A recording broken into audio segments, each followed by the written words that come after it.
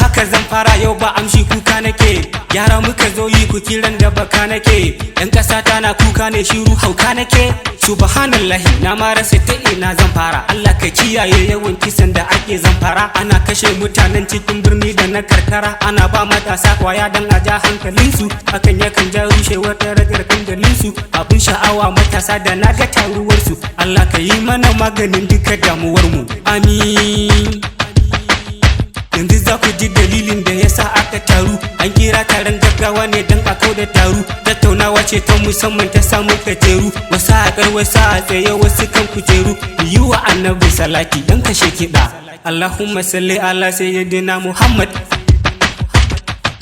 Yawwa waƙoƙi ne ake so mu yi akan yayyenmu, don ba a so matsalar ne ya shafi kannanmu, hakan zai iya jawowa ta kai ga 'ya'yanmu, daga nan annobar ta kai ga zuwa jikoki. Wane dalili ne zai sa na ja amin tsaki, ta ya zan sha abi ya sa na kun a banɗaki. Maganar me kake yi ne, shaye-shaye mana, ka duba yadda ya rikirkita mun 'yan ƙasa, tun daga kan manya har zuwa ga na ƙasa. Abin da kai ci ribar shaye-shayen na rasa, kullum ka buɗe rediyo sai maganar kisa. To yau da zan yi kiran 'yan nesa da na kusa, duk matsalar da muke ciki shi ya haddasa. Yawan faɗe da ake yi, sace-sacen da ake yi, lalacewa ta zamani, yau an kashe ka gobe ni.